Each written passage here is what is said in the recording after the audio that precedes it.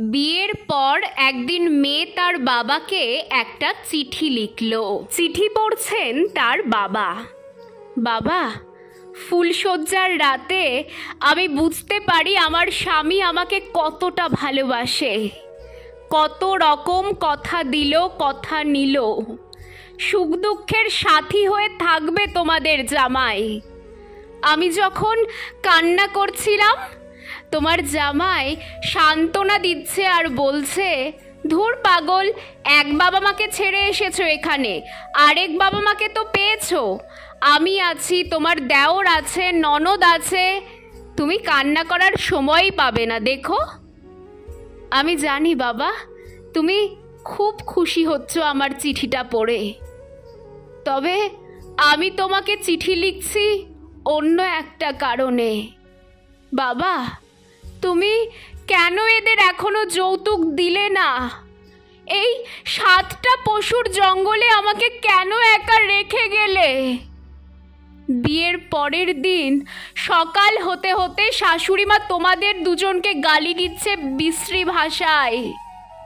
আমি তোমার জামাইকে জিজ্ঞেস করলে বলে, মার সাথে কি আমি ঝগড়া করব এখন?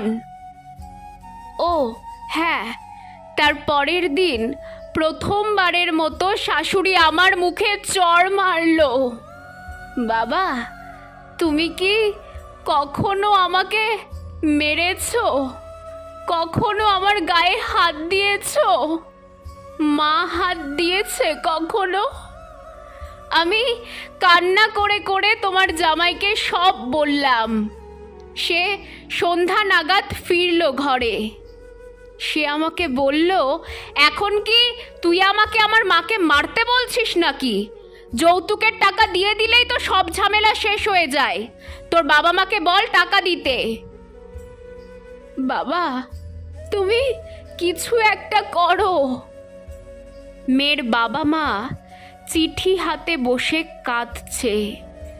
একমাত্র মেয়ে তাদের। যৌতুক কোথা থেকে দেবে তারা? কিছুই যে নেই তাদের। 1 মাস পর আরেকটি চিঠি এলো। বাবা, কত দূর কি করলে? আমি এত মার আর সহ্য করতে পারছি না। শ্বশুর নোংরা নোংরা কথা বলে, শাশুড়ি যখন তখন গায়ে হাত দিচ্ছে। কিছু একটা করো বাবা, এরা আমাকে খেতে দেয় না।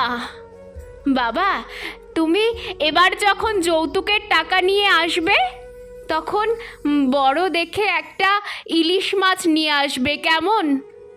আমার খুব ইলিশ মাছ খেতে ইচ্ছে করেছে। আমাকে এরা কিছুই খেতে দেয় না বাবা। বলে, বাপকে বল খাবার কিনে আনতে, তারপর খাবি।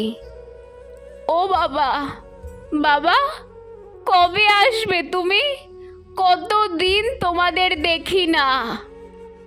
বাবা, আসার সময় যৌতুকের টাকাটা আনতে ভুলে যেও না কিন্তু। মেয়ের বাবা আর মা আজও চিঠি পড়তে পড়তে কাঁদছে। 2 দিন পর আরও একটা চিঠি এলো। বাবা, তুমি জানো আজ আমাকে 6 জন মিলে মেরেছে। আমি 2 দিন ধরে উঠানে পড়ে আছি, কেউ ডাকেনি। তোমার জামাই আমাকে বেল্ট দিয়ে মেরেছে বাবা। সারা শরীরে রক্ত জমে গেছে আমার। দম নিতে খুব কষ্ট হচ্ছে বাবা। জানো বাবা, আমার চিৎকার এখন আর গলা দিয়ে বের হয় না। ছাই চাপা চুলার মতো ভেতরেই থেকে যায়। বাবা, এখন আমি ভাতের থেকে বেশি মার খাই। বাবা, তুমি আমাকে কোথায় রেখে গেলে? তোমার পায়ে ধরি বাবা, যৌতুকের টাকাটা নিয়ে যত তাড়াতাড়ি পারো চলে আসো। 20 দিন পর আরেকটি চিঠি এলো। বাবা, হয় যৌতুকের টাকা নিয়ে এসো, নইলে আমাকে এখান থেকে নিয়ে যাও। আমি আর মার সহ্য করতে পারছি না।